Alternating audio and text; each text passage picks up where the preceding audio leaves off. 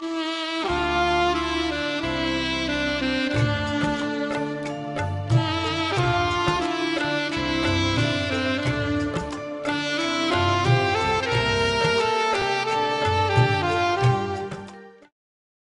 always, let me at the outset offer my humble pranams to our most beloved Bhagwan. Loving Sai Rams and greetings from Prashanti Nilayam. I have received many comments regarding some of the stories I have been narrating, and these comments require a separate reply. I shall not give it now. Maybe I shall put it in the website. But for now, let me just say that most of the stories I am narrating are based on what I have personally heard Swami tell, sometimes in small groups in which I was present, sometimes even one-on-one, and many of them in discourses that he delivered especially to students on many occasions. Surprisingly, I have also received many mails asking me for the recipe for the divine upma. I'm sorry, that was almost 15 years ago. And you don't realize my situation. There I was listening to the recipe and I was drawing deep breaths, smelling the upma and salivating, wanting to eat it as soon as it was ready. Do you expect me to remember the recipe? Hardly. I wish I had a tape recorder. I would have carried a tape recorder if I had known I was going to be asked for the recipes 15 years later. But now I am afraid you have to just pray for Swami, pray to Swami, ask him to appear in your dream, and then get it straight from him. Of course, I don't know whether people would believe it, but maybe you can make it and try, and if it is good, you can be assured that it is from him.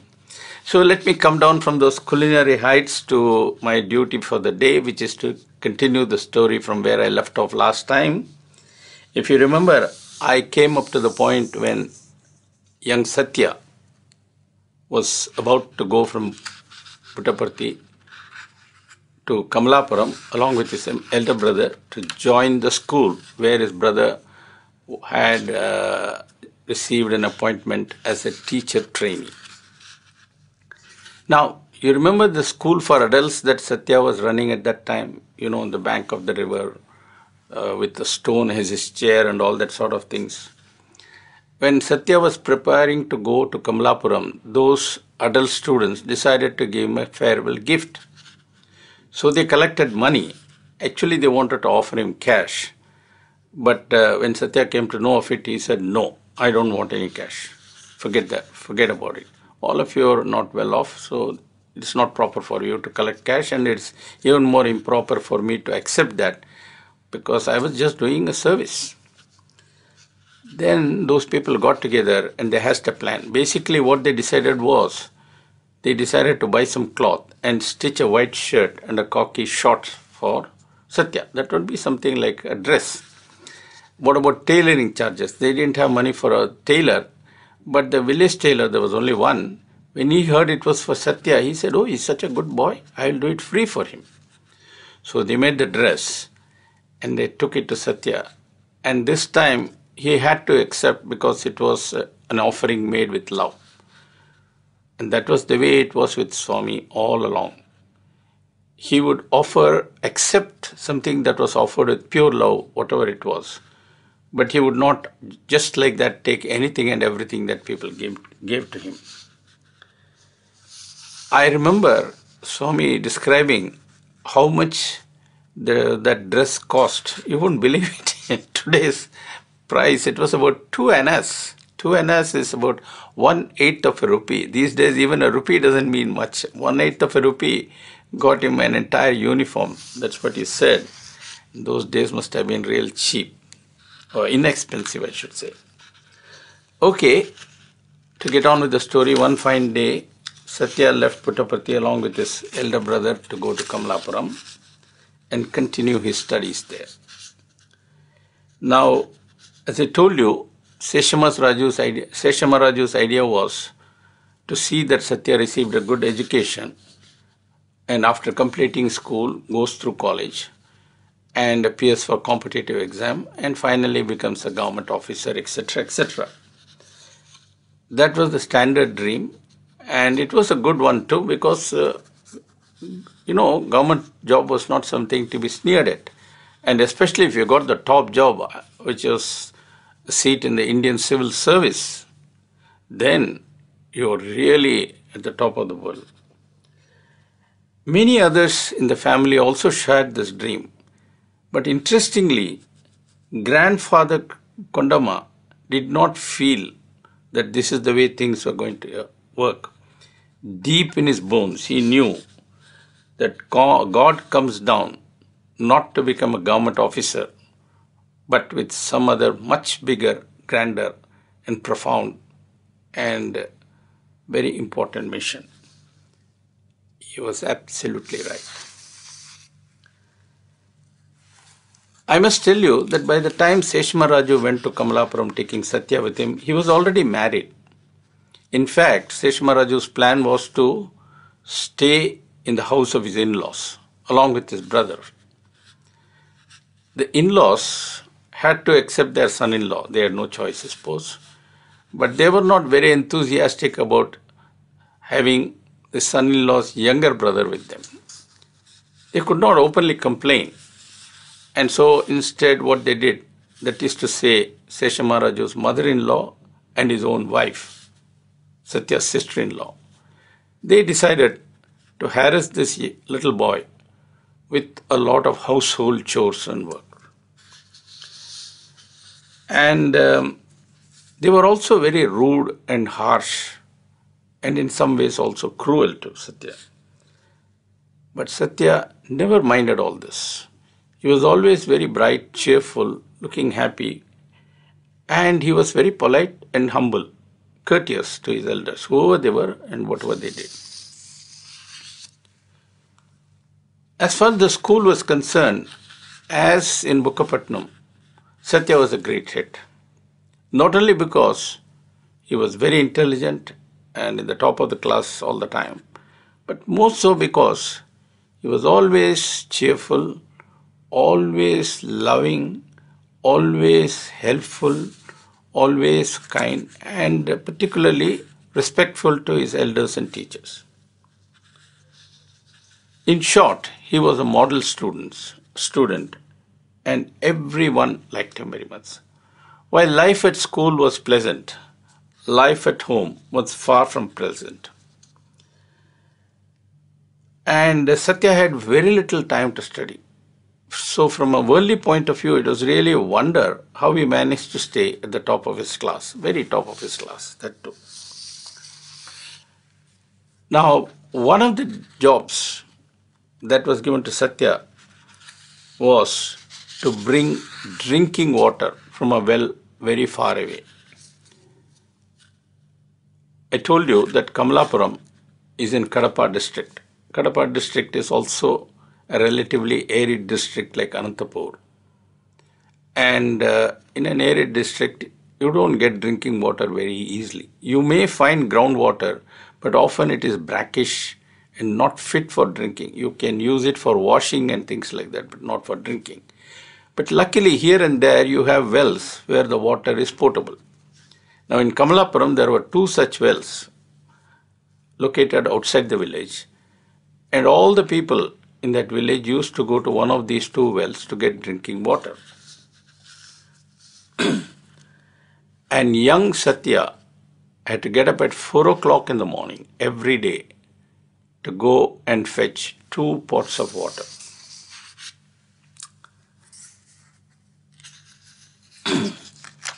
Swami said that his wake-up call to get up was the whistle of a passing train by. You must remember I am talking of something like 1938-39. Alarm clocks were there, but very few people had them. And certainly Sathya was not given any alarm clock. And all the people in the village used to wait for this train that would pass through Kamalapuram but not stop there. In those days we had steam engines. And the engine driver would blow the whistle just to make sure nobody was crossing the track or there was no cattle or goat crossing the track as it approached the station. So that was the wake-up call. And after getting up and washing up, Sathya would rush to the well, taking 2 pots with him, fill the two pots, and then put it on a sling so that the pots are balanced in the sling, and then he would put it on his shoulder and carry it all the way like a Chinese coolie. So every day Sathya used to carry this sling on his shoulder and bring two pots full of water. They were very big pots and quite heavy. And sure enough, they left marks on the shoulder. In later years, Swami has shown the shoulder mark to some of those people close to him. I have not seen them personally myself, but those who have seen it have confirmed that they have seen deep marks on the shoulder. By the way, regarding the train and the whistle, there is one thing I must mention. That is an incident that happened one day. You see, the World War II had just begun, and one day, when they heard a whistle, they went to, everybody went to the well with their pots as usual. But when they came out, it was darker than usual. And usually early in the morning you see, cocks crowing and all that. Nothing, not even a dog. Everything was sleeping. So they were wondering what it was. Anyway, they went and got the water. And later on they discovered it was 2 o'clock in the morning. And after making inquiries, they found it was a special train, an army train that was carrying goods probably from Madras to Bombay or something like that. And it also made a whistle as it passed through. And that was mistaken to be the usual wake-up train. So that was something that Swami himself had mentioned in one of his discourses. Now, at this point, I wish to describe an incident in the life of Swami in Kamalapuram that is quite interesting and humorous, but also gives some insight into certain aspects of divinity. Now, in Kamalapuram, there was a merchant named Kota Subbanna who used to deal in herbal medicines. That is to say, he would get herbal medicines from other places and distribute it to local customers. Now, in those days, there was no TV and no commercial radio. TV was not even born in America. So, no question of TV in India, especially in rural areas. And even radio was a pretty rare thing. As for newspapers, they were certainly available in the cities, but they were not available in small towns. And certainly they did not carry advertisements related to small towns. So, what did merchants in small towns do? They had to have a way of advertising. And they used very clever and ingenious methods to advertise their products. What Kota Subbanna used to do was to spread the word using local urchins. He would get hold of a small group of boys, give each of them a placard with the name of the product, with slogans written upon them. And these kids would then go around the streets shouting slogans and holding up the placards and attracting attention of potential customers. The urchins, of course, received a small payment for all this work and the shouting that they had to do. Now talking of shouting, I would like to digress for a minute to remember the kind of advertising that used to go on in the part of South India where I spent some time, that is near Madurai and small villages in the neighborhood. There would be a group of small boys, very small boys, 7 or 8, and another boy, leader, would be about 10 or 12. And he will carry a placard, they will be marching behind him as a group. And he will shout, Gopala, that is addressed to the crowd. And they will all shout together, Ain sir, which means, what do you want, sir? And he will say, Enge pore, that is a question addressed to the crowd of urchins. They will say, Kadaki pore, we are all going to shop. What for? To buy such and such a product. So this was a sort of nice, and people used to watch it, and this is the way advertisement was done. Now, this is precisely what Kota Subbunna wanted, but with some, what I would say, Hollywood touches.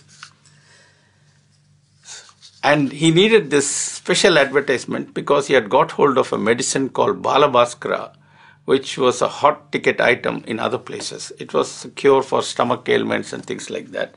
And he wanted to popularize it in his town and make a lot of money. Someone told him that Sathya was a good poet and Kota should go and ask Sathya to write a poem and a song for his product.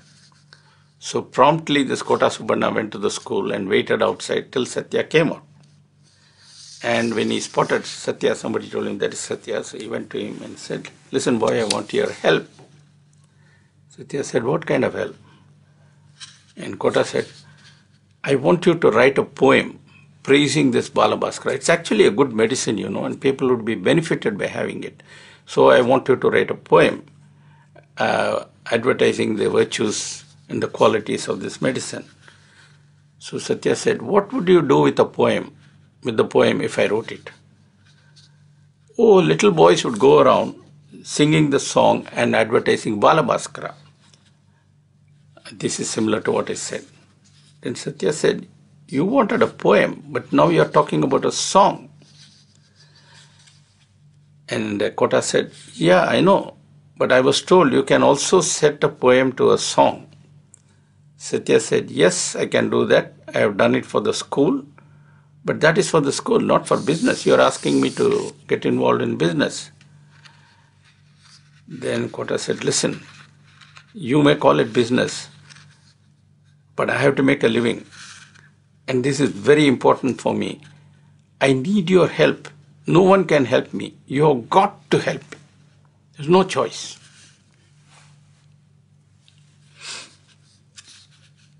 That help did the trick.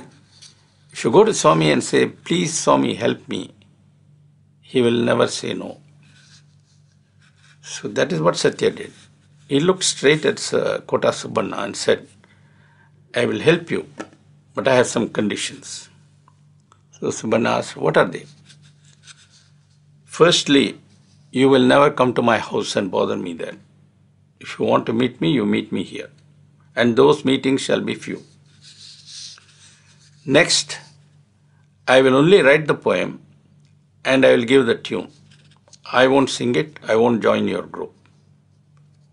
You can ask others to sing the song." Kota said, "Okay. Thirdly, you will not talk any money to me. You ask me for help, I am giving you help. There it begins, there it ends." Kota understood that Sathya was different, agreed to all the terms and conditions, and requested only one thing. "Sathya, you write the poem, set the tune, and just teach the song to the boys, because otherwise how would they know how to sing?" Sathya agreed to that condition. And so, very shortly thereafter, Kota Subbunna's product was being widely advertised by many groups, and he made a killing in the business. Now I am mentioning this because on many occasions, particularly in the old days, Swami would occasionally stray back into his old days, reminisce about them, and even sing this song before the public. And after he finished, there would be a thunderous clap. Those were the days. Now, let me go to something else about the Kamalapuram days. And this involves two classmates of his, Ramesh and Suresh, who appear to have played a certain role ordained by divinity in its incarnation here on earth. The name of those boys was Ramesh and Suresh. I am sure many of you have heard of those names, and I am going to narrate one particular incident concerning them, which Swami has mentioned on a few occasions. Now these two boys, Ramesh and Suresh, shared the same desk as Sathya. That is to say, Sathya would be in the middle, Ramesh on one side and Suresh on the other side. They were very good boys, nice boys. They loved Sathya dearly. But where studies were concerned, they were slightly dull. And as examinations approach, these two boys became quite nervous. So as the examination was approaching, these two boys went to Sathya and said, Raju, you know we are not very good students. We are pretty backward and dull. Exams are coming and we both are scared, really scared. Would you please help us? Sathya smiled and said, yes, I shall certainly help you. You can count on my help. Everything would be all right. Don't worry. Just take it easy. So Ramesh and Suresh went away relieved.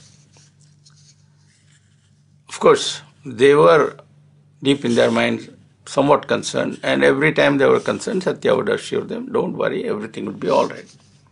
So finally came the day of the exam, and all the boys entered the examination hall.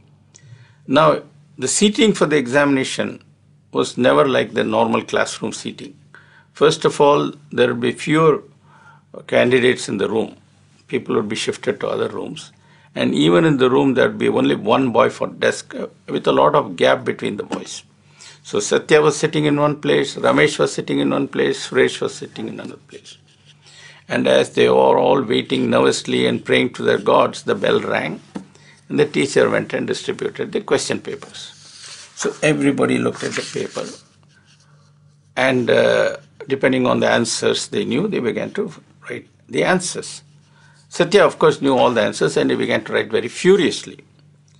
Ramesh and Suresh were just looking at the paper, trying to write, struggling, but nothing would come out. They were in a desperate situation. Sathya finished writing within half an hour. He had answered all the questions, but he continued to write. Nobody knew that he had finished in half an hour and was just continuing to write. Okay, the time was over, the bell rang, and all the students were asked to get up, fold their answer scripts and give it to the teacher who came and collected. Afterwards, they could go out and discuss their fate and so on. So Sathya came out, Ramesh came out, Suresh came out. They all met and they both said, Ramesh and Suresh said, Sathya, we did very badly.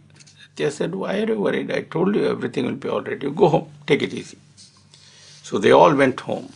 The teacher also went home and he took the answer scripts with him. And later on, at a convenient time, he started going through the answer scripts one by one. Some boys had done well, some boys had not done well. When he came to the paper of Sathya, he found he had done exceedingly well, and that made him happy. But what happened was, when he came to the paper of Ramesh and Suresh, he found that they had also done well. This was a surprise. So he read it again and again. Hey, these boys, dullers, they seem to have done well. Anyway, maybe God bless them. Whatever it is, they have done well, I have to give them good marks. So at the end of the tally, what happened was, 3 boys had got first class. And Sathya stood first. The other 2 boys stood second and third or something like that. And all the others failed. I'm sure you can all guess what must have happened. Well, I suppose the only way to explain it is that Sathya was giving a bare hint about his divine nature. That's all I can say. I would now like to narrate another Kamalapuram story, but this is one which, to my knowledge, Swami narrated only once. I have not heard him narrate this any other time. But the one time I heard it, I heard it registered on me. It made a very deep impression on me, and you will know why very shortly. I told you Sathya was a great favorite of all the teachers. One teacher in particular had a special liking, and he told him one day, Sathya, this evening at 4 o'clock, I want you to come to my house. Will you come? Yes, sir, I will come. What time? 4 o'clock. Good. I'll be waiting for you. So, at 4 o'clock, Sathya went and knocked on the door. The teacher went and opened the door and said, Raju, come in, come in, come in. I was waiting for you. Sit down, he said. So Sathya sat down. on the ground. That's what was normally done. People did not have chairs and all that back then. And then this teacher called out to his wife, who came from the kitchen. And she looked at Sathya and said, "Oh, Sathya, you have come. Wait a minute. I'll be back." She went to the kitchen and brought a plate full of sweets and other eatables, salty eatables and all that. She placed it before Sathya and said, "Sathya, I have prepared this specially for you. We were looking forward to your coming. We like you very much. We love you. Please have them." Sathya looked at the plate, looked at the teacher and looked at the lady, got up, did namaskar and said, "Sir, you are my teacher and I am expected to obey your command. But sir, at the same time, I have also got to make sure that I don't go against my conscience. I know that both of you love me very much, and I am grateful to you for that. But sir, if I do as you say and eat, the word will get round. And what will others say? They will say you are showing me partiality. Sir, that is not good for you. You are not partial to me, but unnecessarily an allegation would be made against you. And there would be jealousy among the boys. They would begin to dislike me.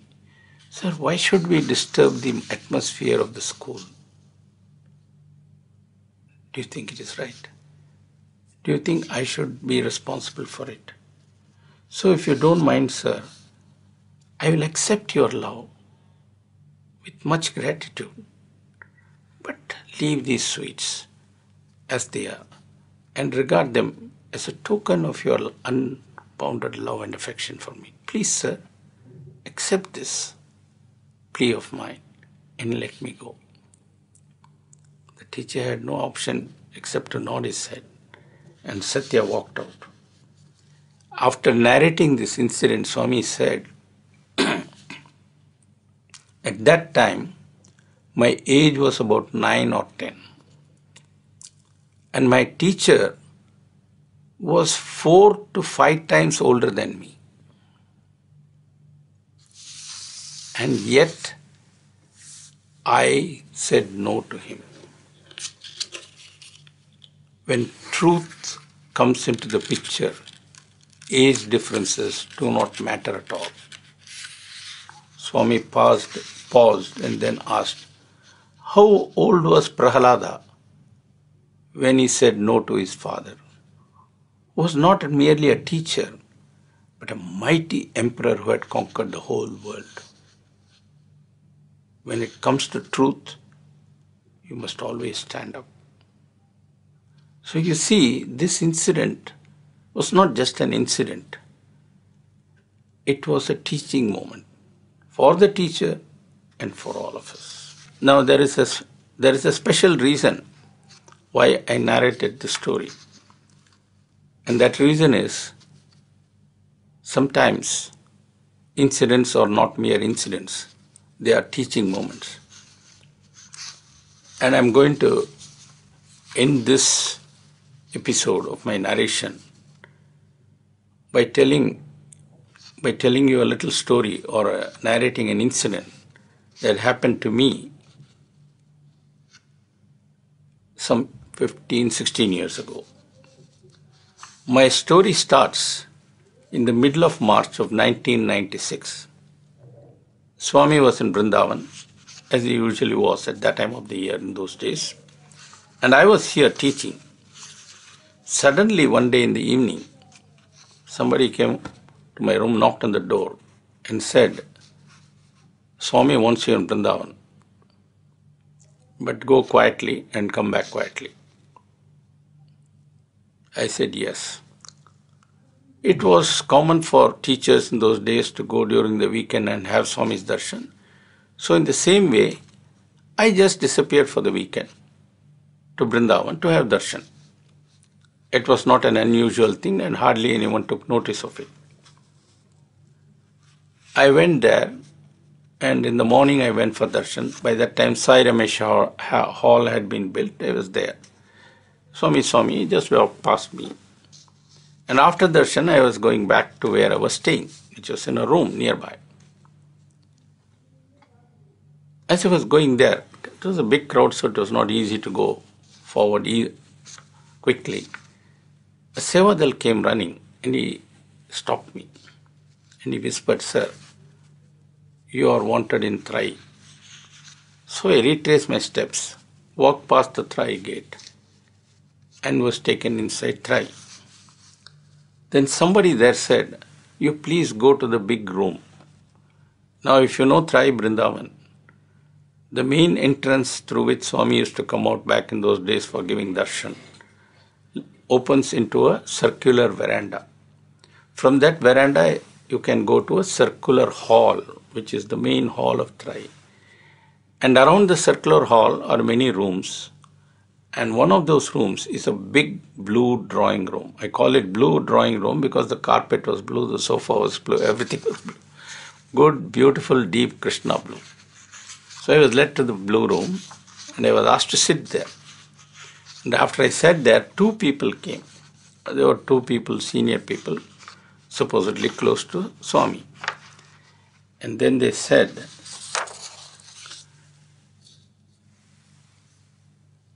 "Would you like to be the Vice Chancellor of Swami's University?" I was taken aback. And when they saw me surprised, they said, "This is a message we are bringing from Swami. What is your reaction?" After a moment I said, "Well, I'll do whatever Swami says." Then we both relaxed and after a few minutes they went away. And before I could go away, somebody came with a plate of some breakfast and said, "Swami has sent this." So I said, "Nice, good breakfast." I ate that. After I finished, Swami walked in. And he blessed me. He was very happy that I agreed to stay. I mean, I don't know what is the business of agreeing. It was for me an order. Anyway, he blessed me and he said, "You go back now and come for Ram Navami." Ram Navami was on 27th March. Normally I am bad at dates, but this one I remember for a particular reason. So I sneaked back to Puttaparthi and I went back for Ram Navami. That you could do in the open because, the entire campus here emptied to go to Vrindavan for Ram Navami. Swami was there. And I went there the day before. And I was standing in front of Trai for darshan, which many senior teachers did. I had that same privilege. So Swami came out for darshan, went for darshan, we all followed. And after he came back from darshan on the way, he just whispered to me, "Today you speak." That was the evening of Ram Navami, and Swami was going to give a discourse, and he wanted me to give a talk before his discourse. It's at 4 o'clock, he said. So at 4 o'clock I was there in the hall. Swami came, sat down, signaled to me, and asked me to speak. I spoke for 15 minutes, and I stopped 4:15. Swami got up, gave a discourse. 5:15 he finished, and started going back after taking Arati. And I went back along with him, behind him. On the way, he stopped, looked at me and said, "See, I finished early. Normally I would have spoken more. I took only 1 hour. Why? Because you have to leave for Puttaparthi now. And I don't want you to become very late when you reach there. A taxi will come. It has been arranged. The registrar will come with you. Go to Puttaparthi early. And tomorrow morning you assume charge." I said, "Yes, Swami," did namaskar and went out. Because India being India, the taxi was about 40 minutes late. Anyway, I got into the taxi and it was a long ride because we didn't have all those good roads that we have now. I knew the registrar very well, Dr. Lakshmi Narasimhan, Professor Lakshmi Narasimhan, because earlier he had been the director of the Puttaparthi campus, Prashanthi Nilayam campus. So we were talking about many things, including about the university and what sort of things needed to be done and so on and so forth. In the middle of all that, the registrar somehow decided to narrate a story. It was not really a story but an incident. He said many years ago, Swami was narrating an incident that happened in the Ramayana. Rama had come back to Ayodhya along with Sita. He had been finally crowned the emperor and he was ruling. And he had deputed Sumantra, his number one minister, and Bharata, who was asked to be involved with affairs of the kingdom, to go out in disguise every night and find out how people were living, what they were saying, whether things were all right, and so on and so forth. So one night as they were doing the rounds, both of them overheard this famous conversation between a washerman and his wife. As you know, the washerman suspected his wife of being not faithful and he wanted her to get out. And he used harsh words which I don't have to repeat because almost everyone knows them. So after hearing this, Sumantra and Bharata moved on, and Sumantra said, "This is very serious. You have to report this to Rama immediately."